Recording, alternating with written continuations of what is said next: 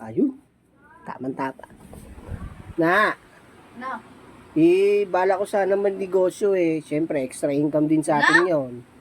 Ninegosyo ka. Ba, di kailangan ng malaking kapital doon. Di mangungutang ka pa. O, di magninegosyo ka. Ngayon, uutang ka. Di kailangan malaking kapital doon. Di ngayon, uutang ka mga 50,000.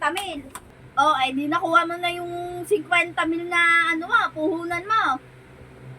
Ngayon, naipatayo mo na yung negosyong gusto mo. Hindi nag-click. Di nalugi ka pa. O, di mamumroblema ka ngayon sa 50,000 na inutang mo. Kasi yung negosyong tinayo mo, nalugi agad. O, di ngayon, ikot ang tumbong mo kung saan ka mangungutang. Ngayon, mangungutang ka, doble dun sa inutang mo. Para pambayad dun sa inutang mong pampuhunan mo.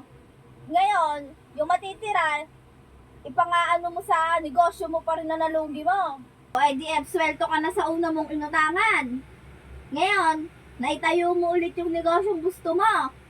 Nalugi ka ulit. Di ngayon, ikot na naman yung tumbong mo.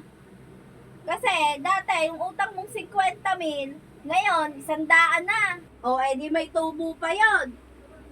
Ngayon, maiisipan mo nang ibenta yung kidney mo, yung laman loob mo, yung titulo ng lupa, yung mga ari-arian mo. Kasi wala ka namang pagkukunan nun eh. Naalala mo, iisa na lang pala kidney mo.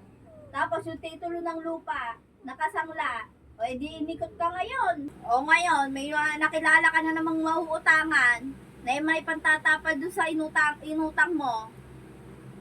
Ngayon, makaabsuelto ka doon sa una mong inutang. Ngayon, yung matitira, tatayo mo na naman ang negosyo mo. O, di nalugi na naman yung negosyo tinayo mo. Ngayon, mamumroblema ka na naman. Kung saan mo kukunin yung pambayad doon sa 150,000 na inutang mo. Hanggang sa maiisip mo na magnakaw na lang. Para may pambayad doon sa inutang mo. Nahuli ka. O, di ngayon, nakulong ka. Akala mo, papiyansahan kita. Hayaan kita kung makulong doon. Ikaw naman may gusto nun eh. Di 10 taong kang makukulong. Bubunuin mo yon. Ngayon, nakalaya ka na.